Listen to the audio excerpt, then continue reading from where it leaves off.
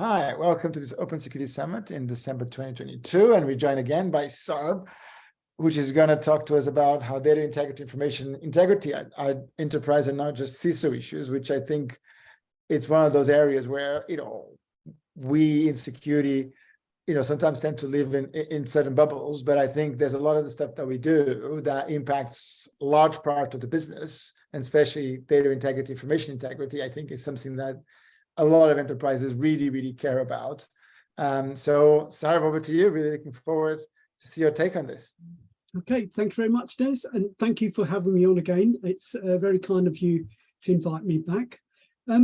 This is a topic that's very dear to my heart, and I'm going to get started because I'm going to try and cover it from a different perspective than I have in the past. It's not the first time I'm talking about it, nor the first time I've written about it, but it's been a long time since I last did it. And this is me revisiting it and really trying to emphasize that it hasn't gone away. It's become much bigger and more important in ways that I've never thought about before and never covered before. Okay, so let's get started then. So a bit of my background. Originally, I was a management consultant, worked around diagnosing organizational culture and that sort of fun thing. Retrained, got into tech around development, used to project management and managed development projects. Got into security by accident about 20 plus years ago, and that's where I've been. And I researched into the vulnerabilities of network CCTV systems, written about this topic in the past. Probably the first time I wrote and talked about it was about 2010. And it was an article I written for InfoSecurity magazine. And it's been a while since I've covered it, so I'm coming back to it. And for me, this is quite important. So the first question is why? Yeah, what's the point? If we look at it, attackers in many respects want to steal our data, and maybe that's about it. They get great value from that. They're going to make money out of stealing data. They can sell the data many, many times over. So what's the point? Why would they ever want to change a little bit of data here, Word document there, or whatever it might be? Surely, from their point of view, people think, and there's this misconception that there's greater returns on taking the whole lot rather than to change a little bit. And really, if we look at it, we've always thought that CIA were the fundamentals, and we've seen attacks to availability. That's what we saw first in terms of DDoS type attacks. We've seen lots and lots and lots, and predominantly there have been attacks to confidentiality, and they're all straightforward in many respects, and I use that term lightly, but we understand them. But in terms of integrity, where are we, and what is our understanding in terms of integrity? That is not as simple or straightforward as the confidentiality and the availability part of that has been. Now, integrity, when I wrote my original article way back in 2010, when I was researching for the article, I found lots of examples of confidentiality and availability attacks. But in terms of integrity attacks, there were few and far between. It's very difficult to find them. And one of the ones I did find at that time was the attack in Australia, where someone who used to work for a water plant had attacked it once he'd left and changed some things and led them to believe it was one thing but something else. But those were the sort of examples that I found at that particular time. And, and in some respects, that was the point of the article at that time. We talked about CIA, but we weren't seeing attacks on the eye. And if there were, where were they? And researching it further before I finally wrote the article, I found that all of this attacks around integrity were actually around committing fraud in many cases.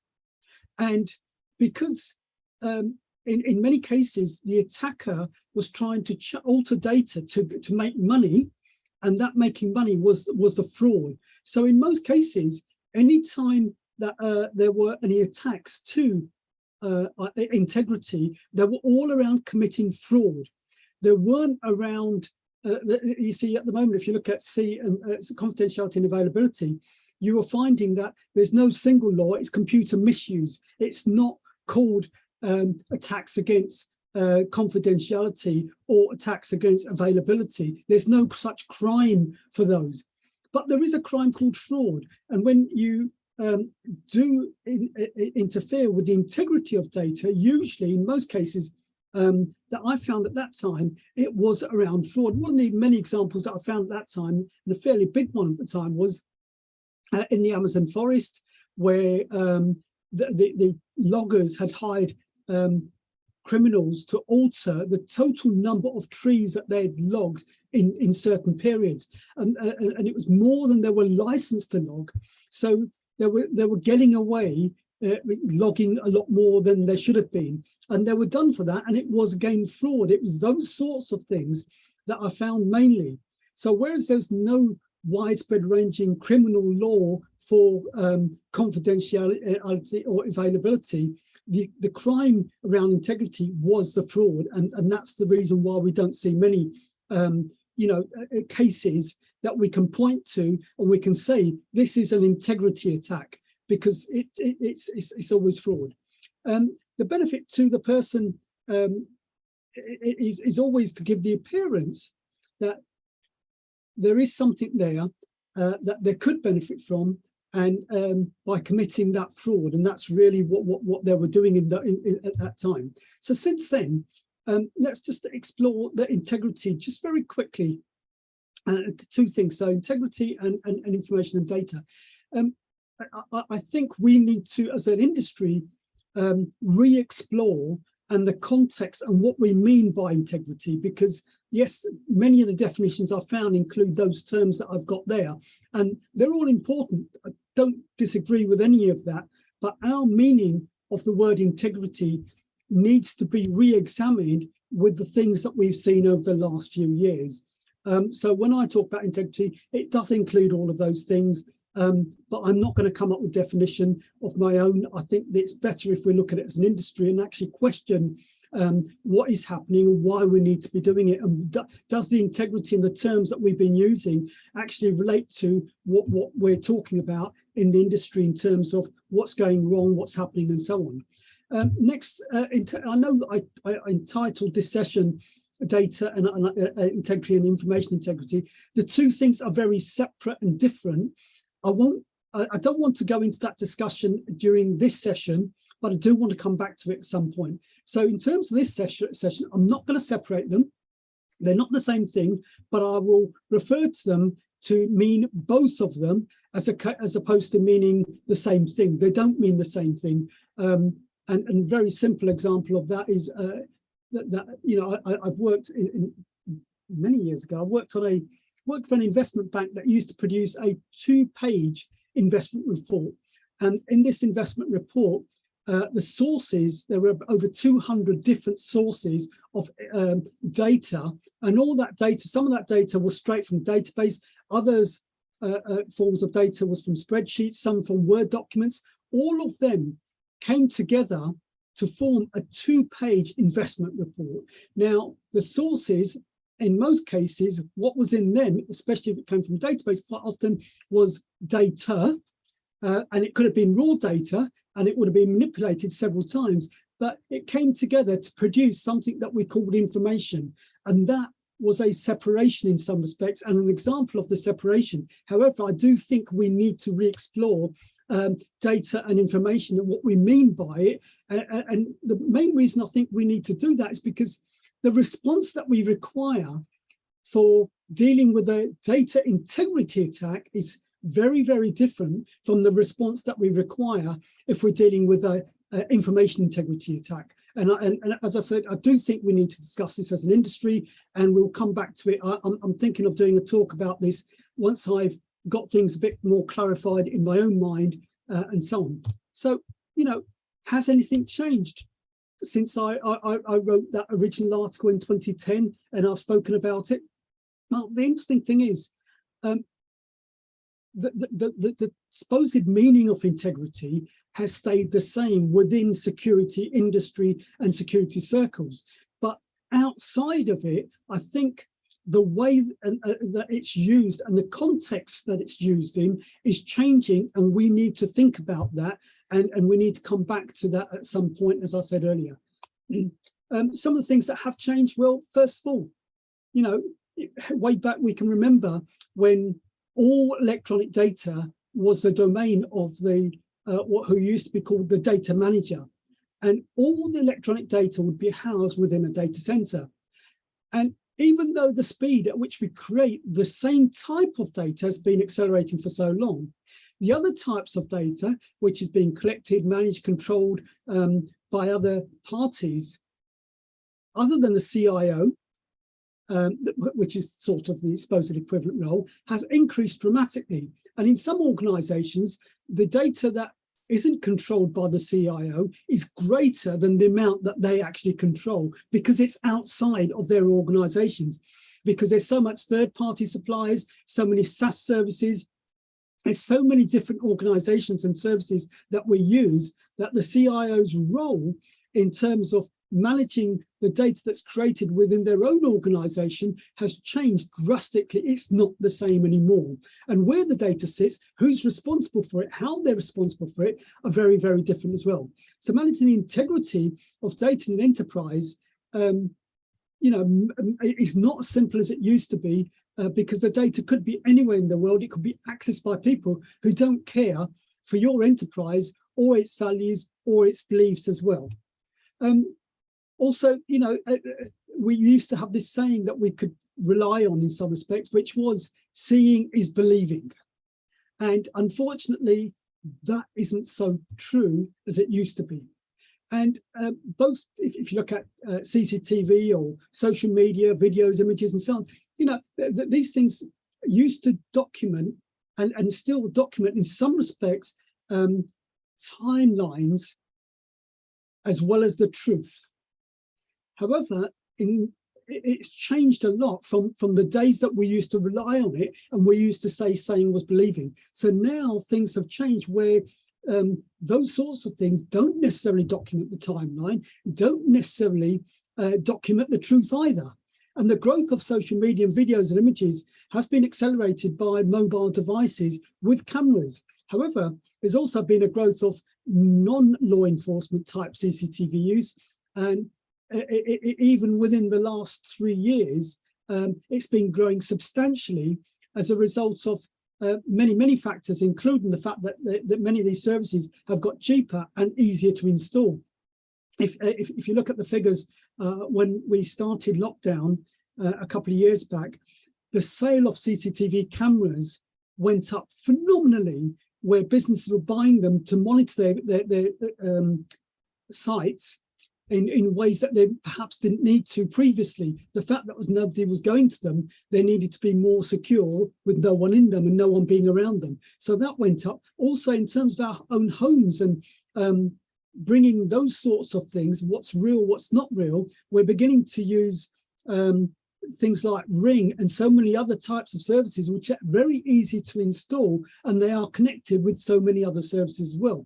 So, you know, a fake voice, voiceovers on videos are many examples. I attended a session, I was speaking at an event in Germany just a couple of weeks back, and the speaker had created a complete video of someone else talking, but his voice and him saying what he wanted to, not with the speaker saying what they wanted to. Done by using information and tools that are out there that are easy to access without having to pay vast sums of money to be able to do this. And this was very quickly. Other things that have changed. I'm not going to go into this in great detail. I don't want to get political about this, but you know, what we consider as facts and the fact that we question what real facts are and what they're not, and the fact that we have something called alternative facts. There used to be the truth and not the truth, and now there's this idea of alternative facts being presented as real facts when the only part of it is that this is alternative. it's an alternative reality for some people, but it's not facts. I'm not, as I said, I don't want to get into it being, I don't want to get into politics or anything like that, but that does exist right now, and people believing such things. Deepfakes, again, I'm not going to go into this in great detail. There are many, many, many examples of deepfakes. I gave the example just a couple of minutes ago in terms of video, where somebody managed to produce one for this conference talk they were doing. Excellent. Lots and lots of really good tools out there to be able to create these things. And there is that sort of war, or that challenge between the technologies that can create good deep fake and the technologies that can detect a good deep fake. And you know, there is a lot of that that's going on right now in terms of some of the sort of competition that's out there looking at things. IoT devices. I'm including this because effectively much of the data I talked about earlier on that isn't the domain of the CIO can be on IoT devices, in smart buildings, in CCTV cameras, in the parking, which cars come in, which cars go out, the access control systems when you enter a building that's not your, although you use the building, but that building belongs to someone else. So all of these things, they are IoT devices, IoT systems, and many of them, when I researched into vulnerability of network CCTV systems back in, I think it's 2004-05, but the first talk I gave, I think was about 2007 or 8. In those days, there were every layer of the OSI model, every single layer on there was vulnerable. And I don't think much has changed since then in many, many devices, because many of the manufacturers out there are not that worried about security. So given that, for on the one hand, also on the other hand, in terms of accessibility, the network layer is just part of, or one of the many layers, as I was saying. It's one where today, in today's devices compared to the older devices, there are many more modes of communication. So it's not just wired or Wi-Fi. There's Wi-Fi direct, there's Bluetooth, there's Zigbee, there's 5G, there's lots and lots of different methods that a device, a single device, may have open to open communication. It's not just the one. And some of them are vulnerable. One of the ones which is a secure standard, however, although it was a secure standard when it was developed, because the scope of it was quite limited, many vendors have built on top of that. And when they've built on top of it, they've built it and they've built some vulnerabilities into it without realizing. And that standard is the Wi-Fi direct standard.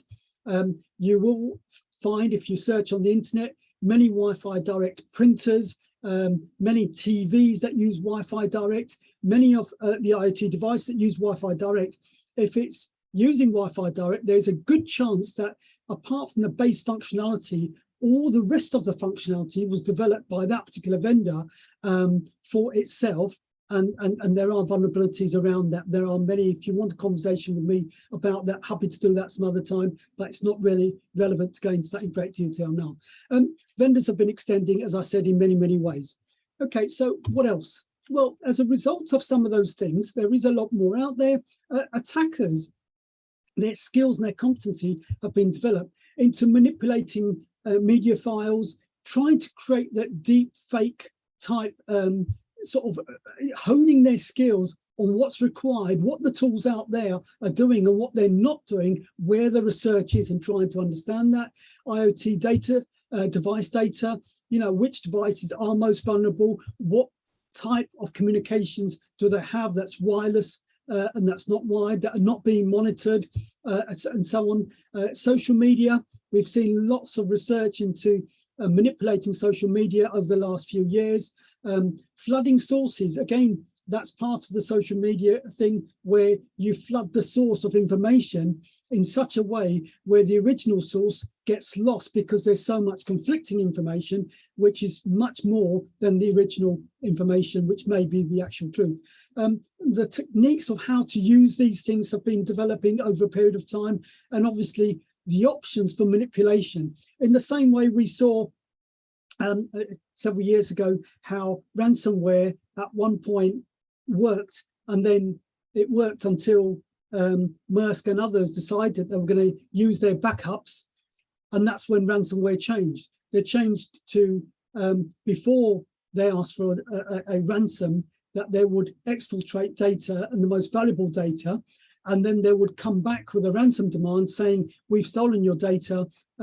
If you don't want us to tell the ICO or the authority, and give us the money that whatever ransom's being demanded. So in terms of looking at the options for manipulating the opinions of the people who are going to pay and those who are going to read the information has been researched and developed, and competencies are being developed in those right now. And attackers have been honing their skills for the last 5-6 years, is my belief. And the end goal of all of this, really, the bottom line is, it's to get people to take actions that they wouldn't otherwise take. And it's all based around manipulating data and information. And this is done in a way where, the person is going to believe that, and they're also going to believe that anything that goes against the belief that they've started to believe in is now conspiracy theory, which is created to manipulate them. And it is, to sway public opinion. And it's a combination of all of those things in many respects. Disinformation is false information intended to mislead. Misinformation is information that is wrong, but not intended necessarily to mislead. We get all mixtures of that plus others, whatever it is that the attackers are trying to do to create. Basically, we as organizations and enterprises hope that what's happened is the latter of the two, but it could be, from our point of view, we might think that that's what we did because we didn't realize, but in reality, it could be that the information had been manipulated for disinformation purposes, and it was intended to mislead and make us look bad. Examples of these things have been going on for many, many years, ever since war's been old. Misinformation, disinformation, and all of these things have been around, and they have been considered to be national security issues. I remember as a student, my course was economics and politics. In politics, I wrote a dissertation on NATO and the Warsaw Pact. And as a student, you could research and you could find that Russia, its armies that it demonstrated to the world on May Day with all its might, all the armies that it had with all those guns were not fighting armies because it didn't have the resources to train them to fight.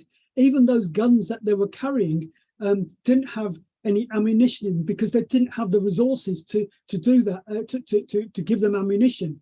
But on top of that, the other side of the information, disinformation, misinformation was effectively the US and NATO. Obviously, the US, the defense departments wanted bigger budgets. As long as they let the politicians believe that Russia had all these big armies, in the US, they could get bigger budgets. In NATO, they could get bigger budgets, even though they knew the truth was not as bad as it appeared. War in Iraq, I'm not going to go into that, but you get the idea that I'm talking about in terms of misinformation and disinformation. The Stuxnet malware, that it was actually a data integrity attack, because what the malware did was it attacked the integrity of the data that was being reported within the device that it was operating in. And so that was possibly one of the first few device-focused data integrity attacks.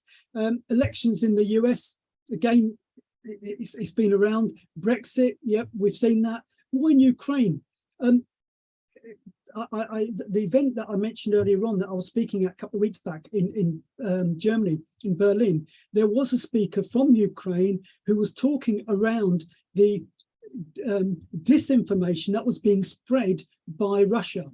And over the last year, what they've been doing, how they've been doing it, and how they've been trying to sway public opinion.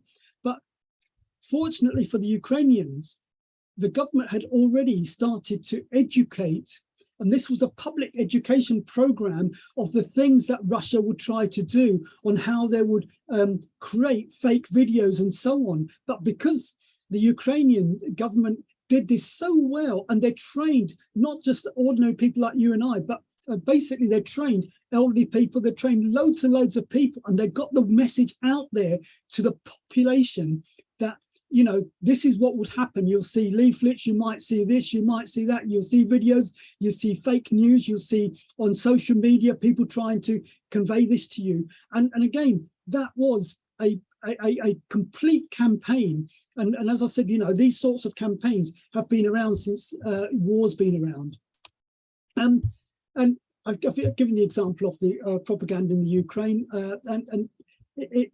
what really made me quite sort of, I guess, taken aback by what I heard about the Ukrainians was that the level of teaching and training that they put in to the citizens of the country to understand where they get their information from and what to question that where things are coming from and so on and so on. And it was absolutely brilliant. And I felt really privileged to be in a situation to hear such a talk.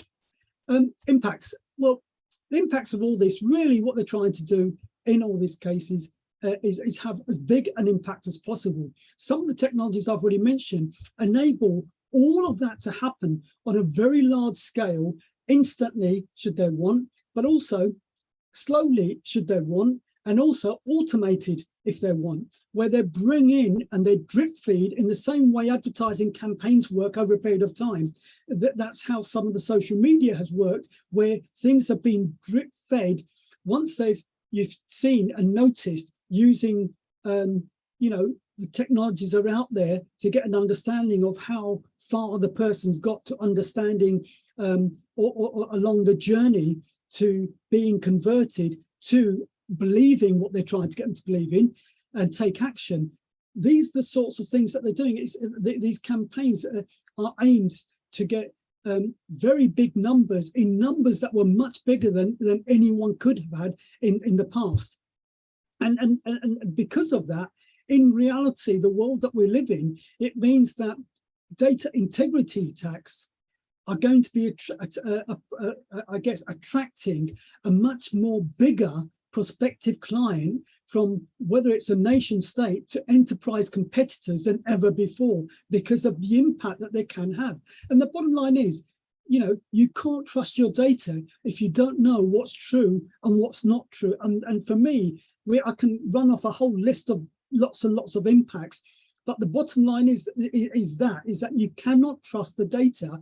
And if they cause you to mistrust the data and question what is real and what's not real, that's really the biggest impact, I think, is to cause that doubt. The detection technologies, honestly, in the time I've been around, when I first researched it and when I've looked at it recently, detection technologies, because of the way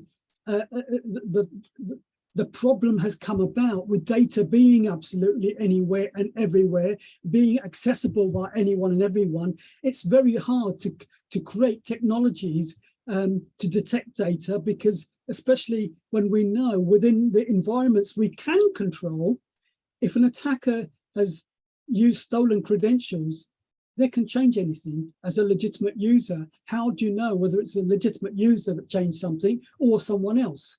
And if it's a malicious insider, well, again, how does anyone know? And that's the difficulty. Some of the responses, in terms of responses to some of the campaigns that we've seen around these attacks that have happened in the past, whether they're data or information integrity attacks, many of these are inward bound, and they are the inward bound is usually far bigger than the outward bound response, which is there to counter. And that countering is always very difficult, because part of the problem is that that what happens is that the lies are always more believable than the truth is, and the lies spread faster than the truth ever does. There is an old saying, but I can't remember it off the top of my head, around something along the lines of lies eat truth for breakfast sort of thing. But we know that lies do spread far quicker. In 2016, we saw an example of Russian hackers who breached the system for the World Anti-Doping Agency and released medical data of many famous athletes. However, what investigators found was that when they released it, they altered the release before they released it. These are the sorts of things that will happen. However, although they'd altered it, the fact that it got out there, the lies, meaning the outbound, spread further and wider than the inbound, the inbound coming towards you. All of that was far greater than the outbound. Enterprise brand protection in most enterprises. So I've talked about things generally now. In terms of enterprises, what we've seen quite a lot of in the past is that most enterprises protect their brand. Many of the things that I've talked about, if they happen on social media, brand protection team will be on them like a shot. However, most of the things I've talked about, there are many other ways that they could impact which don't affect brand or come to the attention of brand protection team or anything to do with it. And effectively, it's the enterprise as a whole and may not even affect or be the domain of the CISO.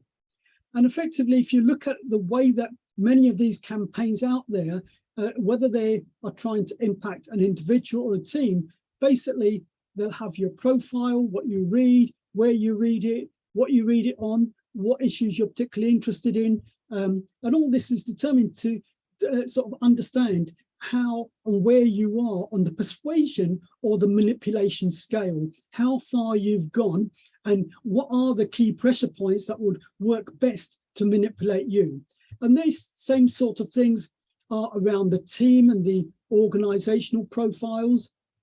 And then on top of the organizational profiles and the team profiles, because they are very, very different, then there's also the organization's own technology profile. What technologies does the organization use? What is it vulnerable to? What is it not vulnerable to? And what can happen? And what can they try out? What can be tested and used in a variety of different scenarios? So in terms of some of the attacks that are out there, I mentioned the water treatment plant in Australia a long time ago. Not more recently, there was the attack on the Florida water treatment plant, where, again, an attacker managed to break in and change the integrity of the data that was used to automate the system. And luckily, it was caught in time. And many of these sorts of attacks where it's the data on a device are usually around industrial control systems. Not entirely. It could be on a car, it could be on a device or a particular sensor on a device, on a car, your braking system. It could be anything at all.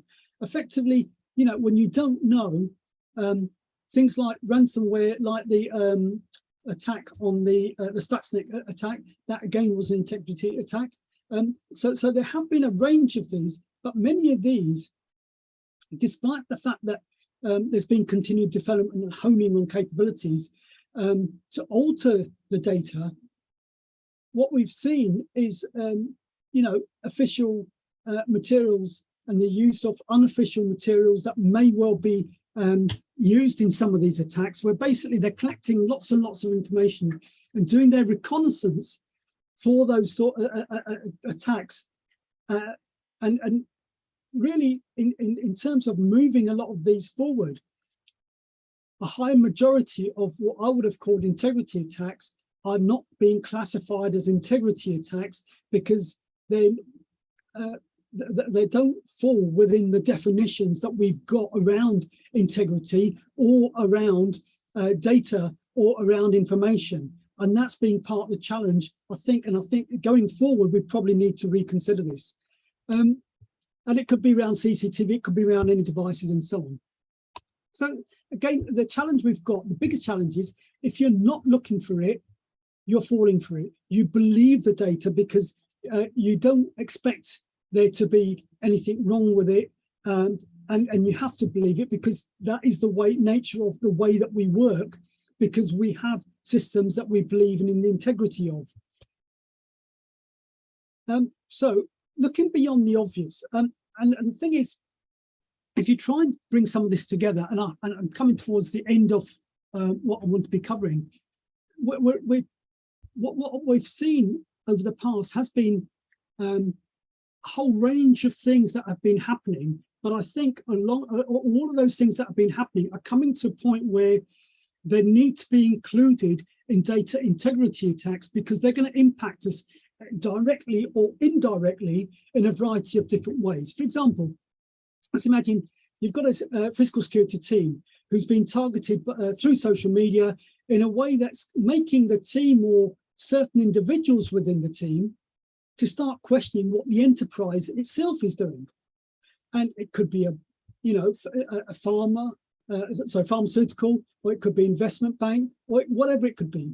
But then the attackers start sort of sharing data between them, and what they find is that they identify one or two people that are open to persuasion, and they get them to join some other online groups, social media groups, which is there to help them explore that aspect that this particular individual is worried about. And everything is contrived and set up to try and get them through in the same way advertisers work towards us. It's to get them through the whole tunnel, that sales tunnel, if you like, to get them to a point where now that individual is willing to take action against the employer.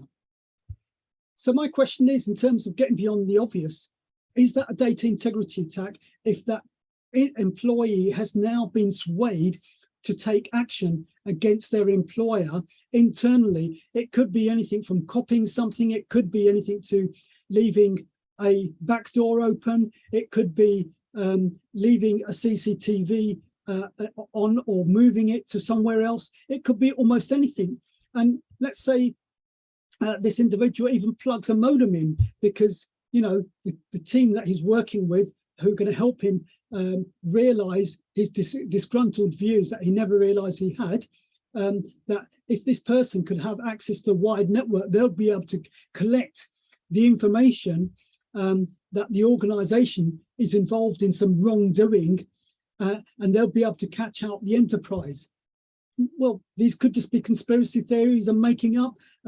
Now, what if it wasn't a security team? Let's say someone in the C-suite. Let's say someone in the C-suite who is being fed information to them that gets them to question, the election, let's say, for example, and the election's being stolen from someone. And it leads them to go on a march where they end up committing crimes in public buildings, and they're caught on CCTV camera. Is that a data attack?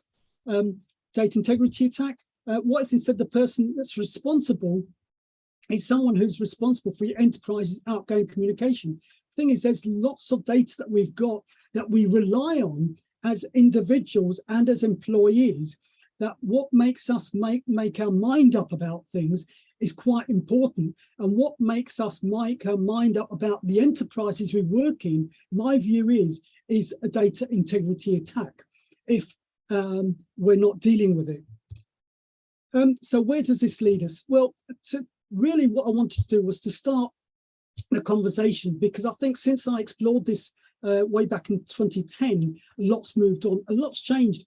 And there is that technical aspect, which when we were talking earlier on, Dennis covered.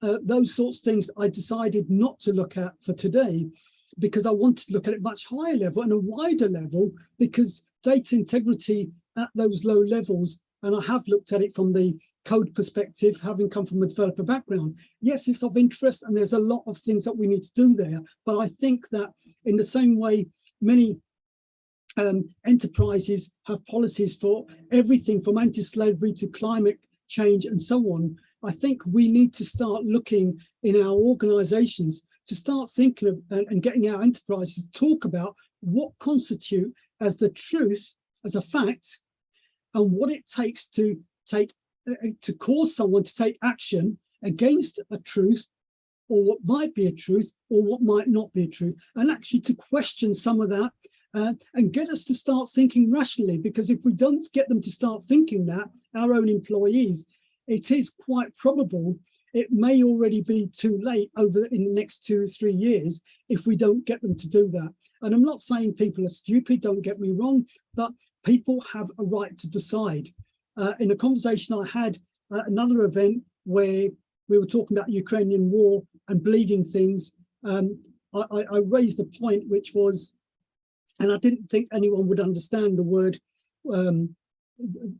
ignorance, so I used the word stupid, and it was wrong of me because everyone did understand it.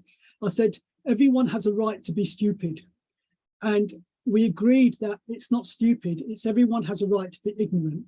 And I totally accept that. But within our working environments, we need to ensure that we are encouraging our employees and those people that we work with, our partners, our stakeholders, to actually think about what is truth, what does truth mean to us, and where that truth has been intercepted or it's been manipulated and the integrity has been challenged, changed, whatever it might be.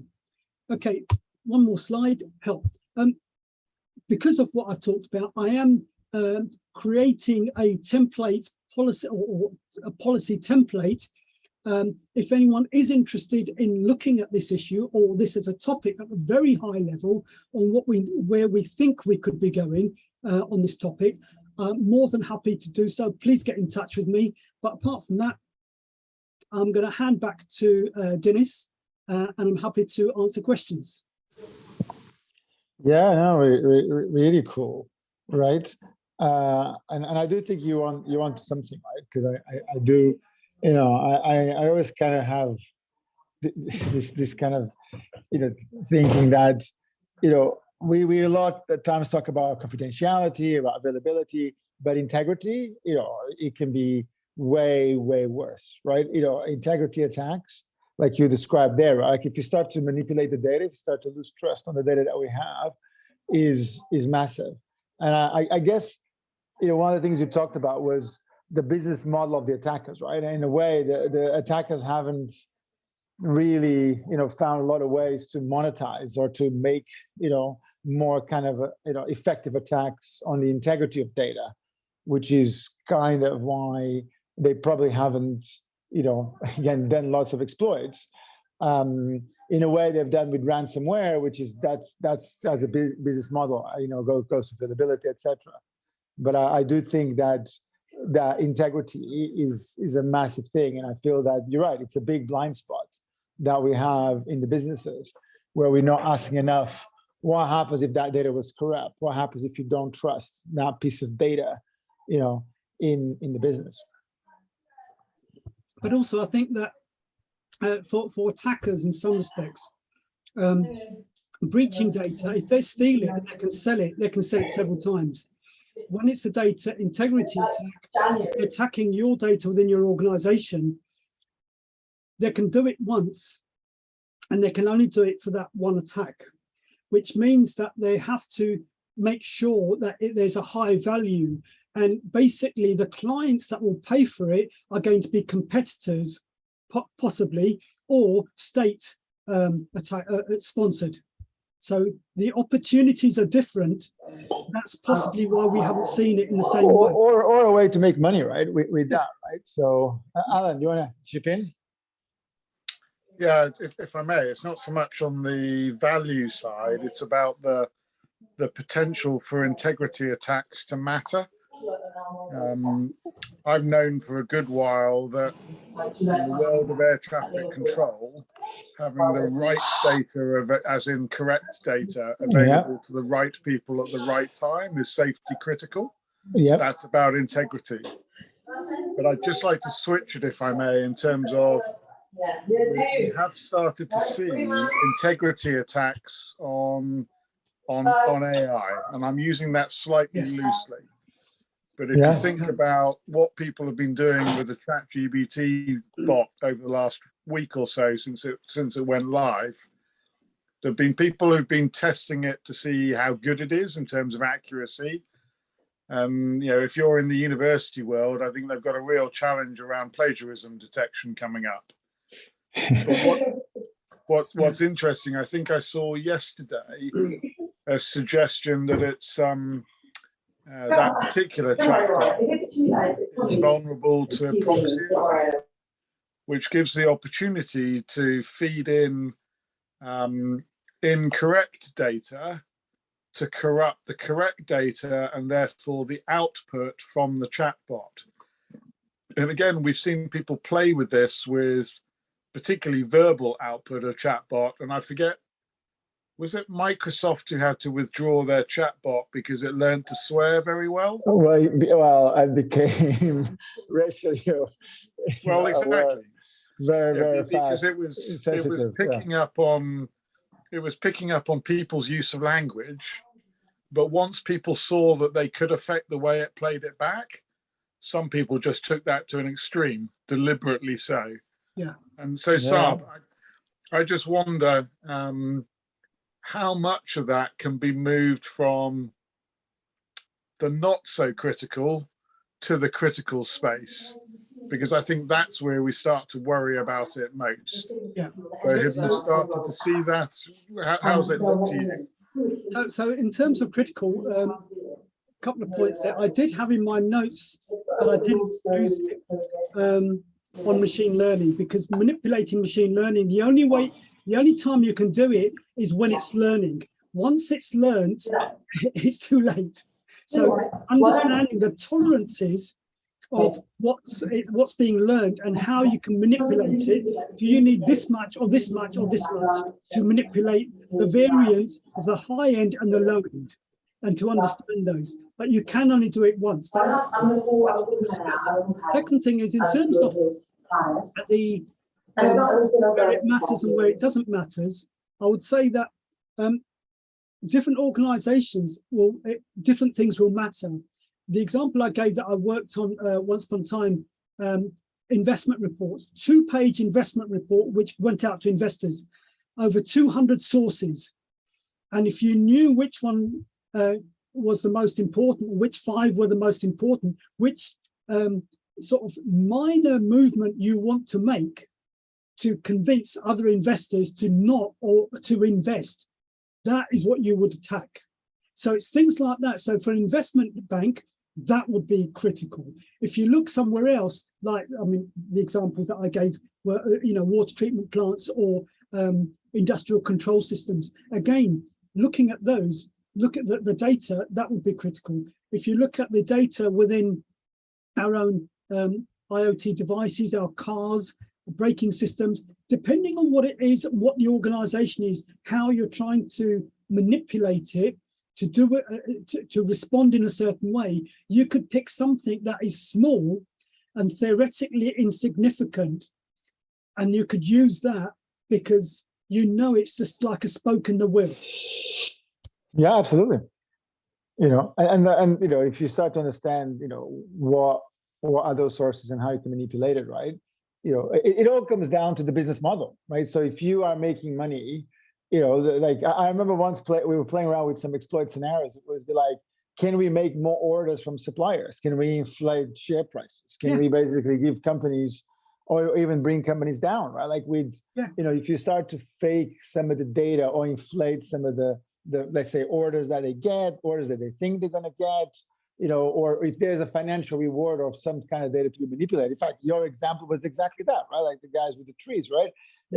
I feel that the more interconnections we add, and the more, again, digital data controls part of the world, the more those things become more of an attack. I guess what's interesting about integrity is, it's one of those where very quickly you eventually get detected, right? Because somewhere down the line, somebody will go, well, this is wrong, right? So, and it goes back to that point you made of, from an exploit point of view, it doesn't have as much repeatability. It doesn't have as much ability to monetize as some of the others. But I guess it all depends on the model, right? If you can make a lot of money, right, and you can create a lot of havoc, or you can hide your actions, right, in an effective way.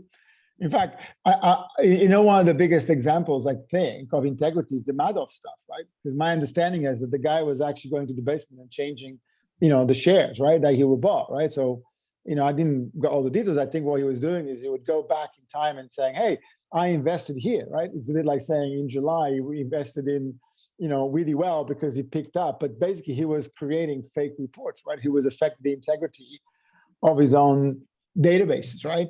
And then and people would then believe the analysis that came out of it. Yeah, look, I think there's an angle here around market manipulation is not new. Yeah. What we've really got to guard against is the inaccurate sources of information. And that brings us back to, you've got to trust your data sources before you trust the data. Because if you don't, and you only rely on what the data is that you're seeing, you're not relying on where it's coming from, I think you're more open to manipulation.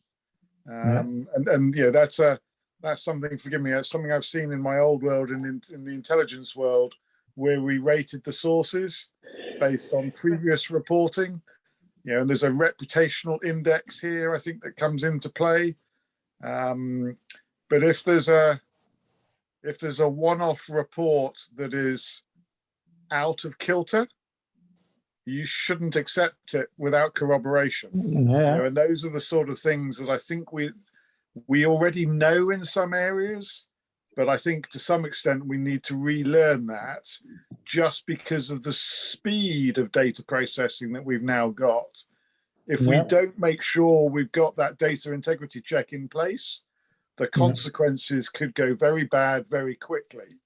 And I think that's something we should think about in our cyber world. But I think to Sarb's point, this is not just a security issue. This is very much an information science issue. And we might need to remind them, but I think they already know. But I don't like to assume that, so I will remind them. I guess it's also an interesting place where security teams, if they are having enough visibility, they could even help to save the day, right? Because they could be the ones who go, hey guys, we just picked this outlier here. Like, it's either an attack or something is really dodgy here, right?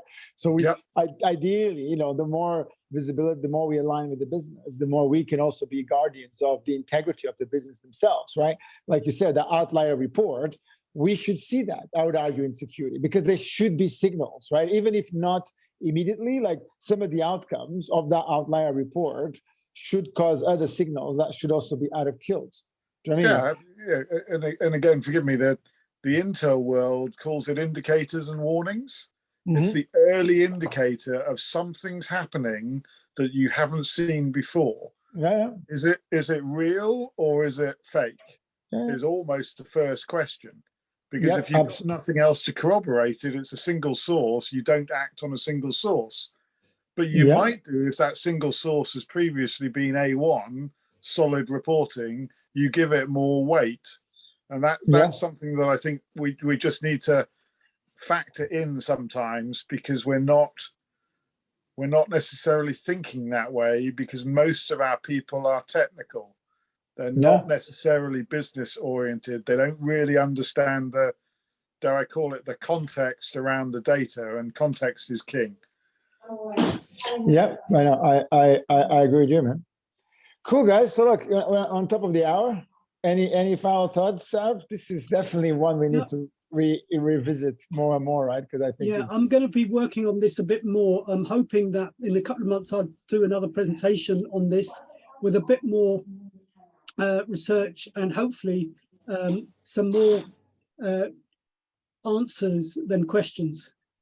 Yeah, so the area that I think I'll be quite interested, right, is that world of where we connect with the business, right? Is the areas that we already, in a lot of our world in security, I can already have tons of places where I can say we care or we look for integrity a little bit. But I think there's times where, will be very healthy to see also how we can connect with certain parts of the business. Like, you know, I was part of an audit for our financial data systems, right? Where, you know, the auditor correctly says, what you guys are doing for cybersecurity. And it was really interesting to see, yeah, because we're supposed to guard financial data, right? So it was very interesting to see that we were answering the questions mainly from an integrity point of view, right? Because that's actually what the auditor was really asking. You know, how are you protecting financial data, right? So that when we analyze the financial data, we know it's trustworthy. So I think there's an interesting piece of work here, which is when you look at the global risk landscape of a business, where does data integrity, where does, that world falls into. So yeah, definitely, man. Let's do another session there. Brilliant. Good, excellent. Good stuff. Dennis,